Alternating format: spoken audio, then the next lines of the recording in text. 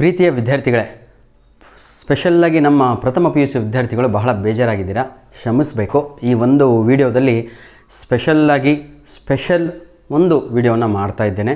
ಅದು ಏನು ಅಂತ ಹೇಳಿದರೆ ಇಂಗ್ಲೀಷ್ ಗ್ರಾಮರ್ ಅಂತ. ಇಂಗ್ಲೀಷ್ ಗ್ರಾಮರ್ ಅಂದ ತಕ್ಷಣ ದೇವರೇ ಏನು ಬೇಡಪ್ಪ, ಕತೆಗಳು ಎಲ್ಲ ಗೊತ್ತು ನಮಗೆ, ಕ್ವಶನ್ ಆನ್ಸರ್ ಬರೆದು ಜೈ ಅನ್ನಿಸ್ಬಿಡ್ತೀವಿ ಅಂತ ನಮ್ಮ ಆರ್ಟ್ಸ್ ವಿದ್ಯಾರ್ಥಿಗಳು ಇದನ್ನು ಮೈಂಡ್ ಸೆಟ್ ಮಾಡಿರ್ತೀರ. ದಯವಿಟ್ಟು ಆರ್ಟ್ಸ್ ಆಗಿರ್ಬೋದು, ಸೈನ್ಸ್ ಆಗಿರ್ಬೋದು, ಕಾಮರ್ಸ್ ಆಗಿರ್ಬೋದು, ಪ್ರೀತಿಯ ವಿದ್ಯಾರ್ಥಿಗಳೇ, ಈ ಒಂದು ವಿಡಿಯೋ ದಯವಿಟ್ಟು ಮಿಸ್ ಮಾಡಬೇಡಿ. ಇಂಗ್ಲೀಷ್ ಗ್ರಾಮರ್ ಎಷ್ಟು ಈಸಿ ಅನ್ನೋದನ್ನು ನಿಮ್ಗೆ ಹೇಳ್ಕೊಡ್ತೇನೆ. ನೀವಲ್ಲ, ನಾನು ಕೂಡ when I was pursuing my second year PUC, first year PUC, even my graduation, PG, ಅಲ್ಲಿವರೆಗೂ ಕೂಡ ಇಂಗ್ಲೀಷ್ ಗ್ರಾಮರ್ ಅಂದರೆ ಓಡೋಡಿ ಹೋಗ್ತಿದ್ವಿ. ಬೇಡಪ್ಪ, ಟೀಚರ್ ಪಾಠ ಮಾಡಿದರೆ ತಲೆಯೆಲ್ಲ ನೋವುತ್ತೆ, ಭಾಳ ಬರಿಬೇಕು ಅಂತ. ಆದರೆ ಇಂಗ್ಲೀಷ್ ಗ್ರಾಮರ್ ಅಷ್ಟು ಈಸಿ ಯಾವುದೂ ಅಲ್ಲ ಸರ್. ಎಲ್ಲ ಎಜುಕೇಷನ್ ಮುಗಿದ ಆದಮೇಲೆ ಗೊತ್ತಾಗಿದ್ದು ಗ್ರಾಮರಲ್ಲಿ ಆಯಿತಾ ಒಳ್ಳೆ ಅಂಕಗಳು ತೆಗಿತಿದ್ರೆ ಇವತ್ತು ಬೇರೆ ಲೆವೆಲಲ್ಲಿ ಇರ್ತಿದ್ವಿ ಅಂತ. ಎನಿಹೌ, ನೀವು ಆ ಕೆಲಸ ಮಾಡ್ಕೋಬೇಡಿ. ಯಾಕಂದರೆ ನಮ್ಮ ಅಂಥವ್ರಿಗೆ ಆಯಿತಾ ಈ ರೀತಿಯಾಗಿ ಸೋಷಿಯಲ್ ಮೀಡಿಯಾ ಆ ಸಮಯದಲ್ಲಿ ಅವೈಲಬಲ್ ಇರಲಿಲ್ಲ, ಹಾಗೂ ಇಷ್ಟು ಆಯಿತಾ ಪ್ರಸಿದ್ಧಿಯನ್ನು ಪಡೆದಿರಲಿಲ್ಲ. ಯಾವುದು ಅಂತ ಹೇಳಿದರೆ ಯೂಟ್ಯೂಬ್ ಆಗಿರ್ಬೋದು, ಬೇರೆ ಪ್ಲಾಟ್ಫಾರ್ಮ್ಗಳು ಆಗಿರ್ಬೋದು. Anyhow, without wasting our time, let me start today's video. ಪ್ರಥಮ PUC ವಿದ್ಯಾರ್ಥಿಗಳೇ, ಕಾಮರ್ಸ್, ಸೈನ್ಸ್ ಆ್ಯಂಡ್ ಆರ್ಟ್ಸ್ ಎಲ್ಲರಿಗೂ ಕೂಡ ಒಂದು ಸಲ್ಯೂಟನ್ನು ಹೊಡಿತಾ ಇವತ್ತು ನಿಮಗೆ ಗ್ರಾಮರ್ ವಿಡಿಯೋ ಆಯಿತಾ ಮಾಡ್ತಾ ಇದ್ದೇನೆ. ಗ್ರಾಮರಲ್ಲಿ ಬಹಳ ಡಿಫಿಕಲ್ಟ್ ಅಂತ ಅಂದ್ಕೊಂಡಿದ್ದೀರಾ. ಯಾಕೆಂದರೆ ನಾವು ಕರೆಕ್ಷನ್ ಮಾಡಿದಾಗ ವಿದ್ಯಾರ್ಥಿಗಳು 000 ಸ್ಕೋರ್ ಮಾಡ್ತಾರೆ. ಅದು ಗ್ರಾಮರಲ್ಲಿ ಆಯಿತಾ ನಿಮ್ಮ question paper, mid term exam question ಪೇಪರಲ್ಲಿ 27ನೇ ಕ್ವಶನ್ ಆಗಿರುತ್ತೆ. ಆಯಿತಾ, ಈ ವಿಡಿಯೋ ಯಾರಿಗೆ ಈಗ ಫಸ್ಟ್ ಇಯರ್ PUC ವಿದ್ಯಾರ್ಥಿಗಳು English grammar, this video is purely meant for our first year PUC students, SSLC students ಹಾಗೂ ಕಾಂಪಿಟೇಟಿವ್ ಎಕ್ಸಾಮ್ ಯಾರಾದರೂ ಮನೆಯಲ್ಲಿ ಬರೀತಾ ಇದ್ದರೆ ಅವರಿಗೂ ಕೂಡ ಬಹಳ ಹೆಲ್ಪ್ ಆಗುತ್ತೆ. ಬನ್ನಿ sir, first year PUC English ಗ್ರಾಮರಲ್ಲಿ ಕ್ವಶನ್ ನಂಬರ್ 27 ನಿಮ್ಮ ಕ್ವಶನ್ ಪೇಪರಲ್ಲಿ for your mid term exam question ಪೇಪರಲ್ಲಿ 27 ಪ್ರಶ್ನೆ ಏನಾಗಿರುತ್ತೆ ಅಂದರೆ ಕ್ವಶನ್ ಟ್ಯಾಗ್ ಅಂತ ಇರುತ್ತೆ. ಕ್ವಶನ್ ಟ್ಯಾಗ್ ಅಂತ ಇರುತ್ತೆ, ಇದೇ ಹೆಡ್ಡಿಂಗು. ಕ್ವಶನ್ ಟ್ಯಾಗ್ ಅಂತ ಇರುತ್ತೆ.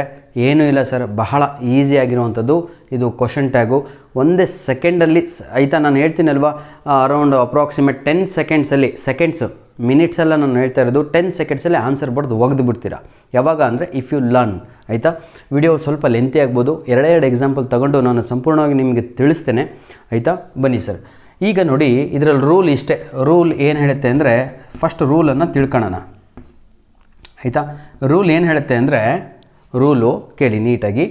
ರೂಲ್ ಏನು ಹೇಳುತ್ತೆ ಅಂದರೆ, ಸೆಂಟೆನ್ಸ್ ಕೊಟ್ಟಿರೋದು ಪಾಸಿಟಿವ್ ಇದ್ದರೆ ಅದನ್ನು ನೆಗೆಟಿವ್ ಮಾಡಿ ಅಂತ ಹೇಳುತ್ತೆ. ಅರ್ಥ ಆಯ್ತಾ? ನೋಡಿ ನೀಟಾಗಿ ರೂಲ್ ಏನು ಹೇಳುತ್ತೆ ನಮ್ಮದು. ಫಸ್ಟ್ ರೂಲು, ಪಾಸಿಟಿವ್ ಸೆಂಟೆನ್ಸ್ ಇದ್ದರೆ ಅದನ್ನು ತಾವುಗಳು ನೆಗೆಟಿವ್ ಸೆಂಟೆನ್ಸ್ ಮಾಡಬೇಕು. ನೆಗೆಟಿವ್ ಸೆಂಟೆನ್ಸ್ ಇದ್ದರೆ ಅದನ್ನೇನು ಮಾಡಬೇಕು, ಪಾಸಿಟಿವ್ ಕ್ವಶನ್ ಟ್ಯಾಗನ್ನು ಮಾಡಬೇಕು. ಅಷ್ಟೇ ಸರ್. ನೋಡಿ, if question is positive, answer should come negative. ಕ್ವಶನ್ನೇ ನೆಗೆಟಿವ್ ಇದ್ದರೆ ಪಾಸಿಟಿವ್ ಆನ್ಸರ್ ಬರಬೇಕು, ಕ್ವಶನ್ ಟ್ಯಾಗ್ ಬರಬೇಕಾಗತ್ತೆ. ಇದರ ಅರ್ಥ ಏನು ಗೊತ್ತಾ? ಕ್ವಶನ್ ಟ್ಯಾಗ್ ಅಂತ ಹೇಳಿದರೆ ಹೌ ದೇ ನೋ ಅಂತ ಕೇಳ್ತೀವಲ್ವ, ಅದು ನಮಗೆ ಗೊತ್ತಿಲ್ಲದ ವಿಚಾರವನ್ನು ಯಾರೋ ಮಾಡಿದಾಗ, ಈಗ ಎಕ್ಸಾಂಪಲ್, ನೀವೇ ಇಂಗ್ಲೀಷಲ್ಲಿ 80 ಔಟ್ ಆಫ್ 80 ತೆಗಿತೀರಾ. ನಿಮ್ಮ ಅಪ್ಪಾಜಿಗೆ ಹೋಗ್ಬಿಟ್ಟು dad I scored 80 out of 80 ಅಂದ ತಕ್ಷಣ ನೋಡಿ, ಡ್ಯಾಡ್ ಐ ಸ್ಕೋರ್ಡ್, ಅವಾಗ ಅವ್ರು ತಲೆ ಕೆಡಿಸ್ಕೊಂಡು ಇಸಂಟ್ ಇಟ್ ಅಂತ ಕೇಳ್ತಾರಲ್ವ, ಅದೇ ಕ್ವಶನ್ ಟ್ಯಾಗು. ಅಪ್ಪಾಜಿ ನನಗೆ ಫಸ್ಟ್ ರ್ಯಾಂಕ್ ಬಂದು ಈ ಮೆಡಲ್ ಕೊಟ್ಟಿದ್ದಾರೆ ಅಂತ ತೋರಿಸ್ತಿರಲ್ವ, ಅಯ್ಯೋ ದೇವ್ರೆ ಹೌದೇನೋ ಅಂತ ಹೇಳ್ತಾರಲ್ವ, ಅದನ್ನೇ ಕ್ವಶನ್ ಟ್ಯಾಗ್ ಅಂತ ಕರಿತೀವಿ. ಅದನ್ನು ನಿಮಗೆ ಸಂಪೂರ್ಣವಾಗಿ ಅರ್ಥ ಮಾಡಿಸ್ತೇನೆ.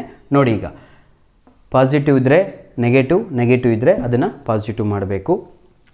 ಇಲ್ಲಿ ಕೆಲವೊಂದು ಆಯಿತಾ ಆ ರೂಲ್ಸ್ಗಳಲ್ಲಿ ಏನು ಮಾಡಬೇಕು ಅಂತ ನೀಟಾಗಿ ಕೇಳ್ಕೊಳ್ಳಿ. ಆಯಿತಾ, ನೋಡಿ, ಫಸ್ಟ್ ರೂಲ್ ಗೊತ್ತಾಯಿತು, ಪಾಸಿಟಿವ್ ಟು ನೆಗೆಟಿವ್ ಅಂತ. ಸೆಕೆಂಡ್ ರೂಲಲ್ಲಿ ನೆಗೆಟಿವ್ ಟು ಪಾಸಿಟಿವ್ ಅಂತ. ಥರ್ಡ್ ರೂಲ್ ಏನು ಹೇಳ್ತೆ ಅಂದರೆ ಇಂಟರ್ಚೇಂಜ್ ಸಬ್ಜೆಕ್ಟ್ ಆ್ಯಂಡ್ ವರ್ಬ್, ಎರಡೂ ಕೂಡ ಇಂಟರ್ಚೇಂಜ್ ಮಾಡಬೇಕು.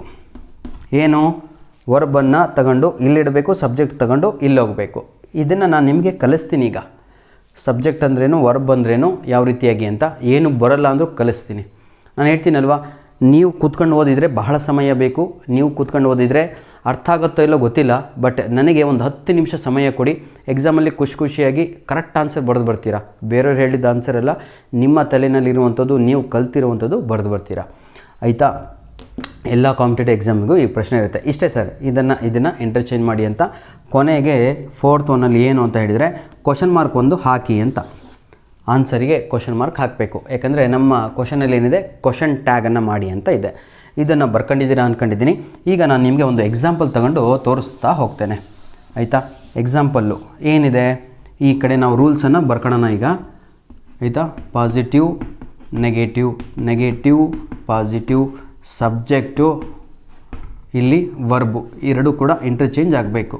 ಒಂದು ಕ್ವಶನ್ ಮಾರ್ಕ್ ಹಾಕಬೇಕು. ಈಗ ಒಂದು ಕ್ವಶನ್ ಬರಿತೇನೆ ಪ್ರೀತಿಯ ವಿದ್ಯಾರ್ಥಿಗಳೇ, ಒಂದು ಕ್ವಶನ್ ಬರಿತಾ ಇದ್ದೇನೆ ಕಲಿಸ್ಲಿಕ್ಕಾಗಿ. Okay, shall we start? Ready ಇದ್ದೀರಲ್ವಾ? Very good. ನೋಡಿ ಈಗ ಈಸಿಯಾಗಿ ಹೋಗೋಣ. He is happy. ನೋಡಿ, ಸಾರಿ,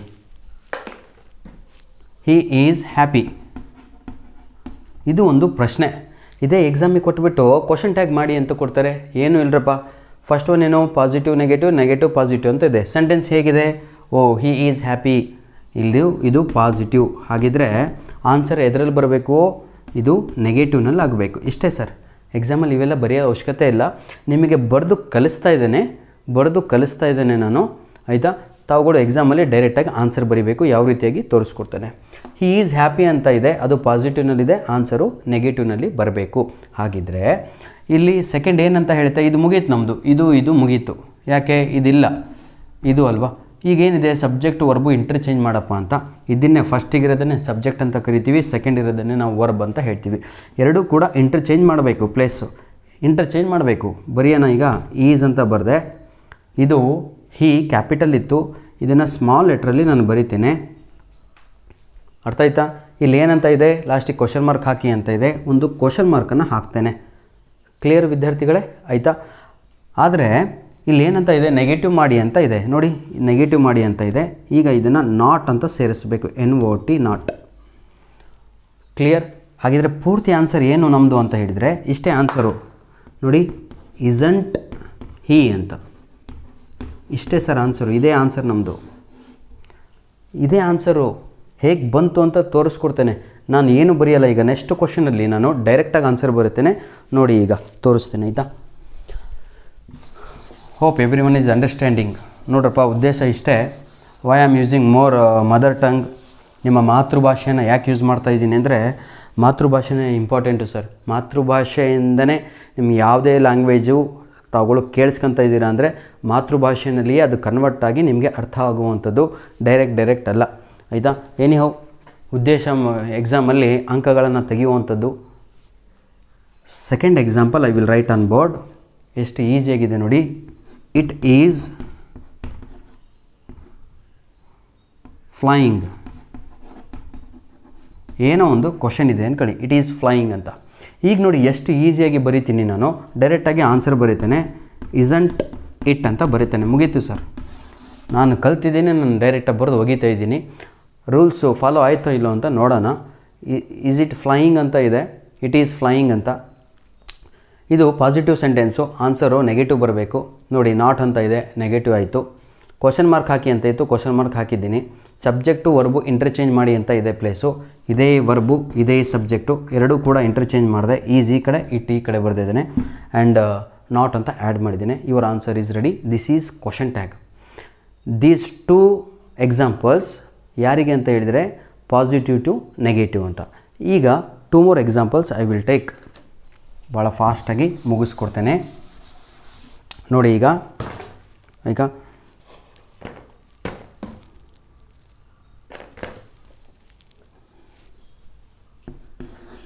ಇಟ್ ವಾಸ್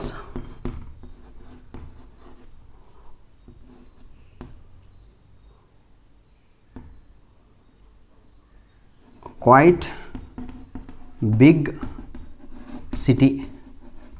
ಇದು ನಮ್ಮ ಪ್ರಶ್ನೆ ಆಗಿದೆ ಅಂದ್ಕೊಳ್ಳಿ ಪ್ರೀತಿಯ ವಿದ್ಯಾರ್ಥಿಗಳೇ. ಆಯಿತಾ? ಈಗ ಇದರಲ್ಲಿ ಫಸ್ಟ್ ವರ್ಬನ್ನು ಐಡೆಂಟಿಫೈ ಮಾಡಬೇಕು. ಇದೇ ವರ್ಬು, ಇದು ಸಬ್ಜೆಕ್ಟು, ಎರಡೂ ಇಂಟರ್ಚೇಂಜ್ ಮಾಡಿ. ನೋಡಿ, ವಾಸ್ ಅಂತ ಬರೆದೆ, ಇಟ್ ಅಂತ ಬರೆದೆ. ಸ್ಮಾಲ್ ಲೆಟ್ರಲ್ಲಿ ಬರೀಬೇಕು. ಒಂದು ಕ್ವಶನ್ ಮಾರ್ಕ್ ಅಂತ ಇದೆ, ಕ್ವಶನ್ ಮಾರ್ಕನ್ನು ಹಾಕಿದೆ. Then this is positive sentence, make it negative ಮಾಡಬೇಕು. ಒಂದು ನಾಟನ್ನು ಆ್ಯಡ್ ಮಾಡಿದೆ, ಮುಗೀತು sir. This is our answer. ಇಷ್ಟು ಬರೆದ್ರೆ ಸಾಕು, 1 ಮಾರ್ಕ್ಸ್ ಎಕ್ಸಾಮಲ್ಲಿ ಕೊಡ್ತಾರೆ. ಪಾಸಿಟಿವ್ನೂ ಕಲಿಸಿದ್ದೀನಿ, ನೆಗೆಟಿವ್ನೂ ಕಲಿಸಿದ್ದೀನಿ. Hope you will do the needful. ಈಗ ಒಂದು ಪ್ರಶ್ನೆಯನ್ನು ಹಾಕಿ ನಿಮಗೆ ನಾನು ಕೊಡ್ತಾ ಇದ್ದೇನೆ, ಆಯಿತಾ? ನೆಗೆಟಿವ್ ಮಾಡಲಿಲ್ಲಲ್ವಾ, ಈಗ ಒಂದು ನೆಗೆಟಿವ್ ತೋರಿಸ್ಬಿಡ್ತೇನೆ, ಅಲ್ಲಿಗೆ ಮುಗೀತು. ಶಿ ಈಸ್ ನಾಟ್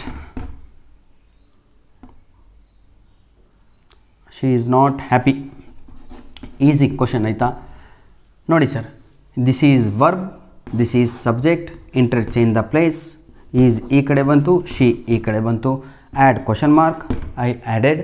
ಇದು ನಾಟ್ ಅಂತ ಆಲ್ರೆಡಿ ರೆಡಿ ಇದೆ, ಇದು ನೆಗೆಟಿವ್ ಸೆಂಟೆನ್ಸು, ಪಾಸಿಟಿವ್ ಆಗಬೇಕು. ಹಾಗಾಗಿ ದಿಸ್ ಈಸ್ ಅವರ್ ಆನ್ಸರ್.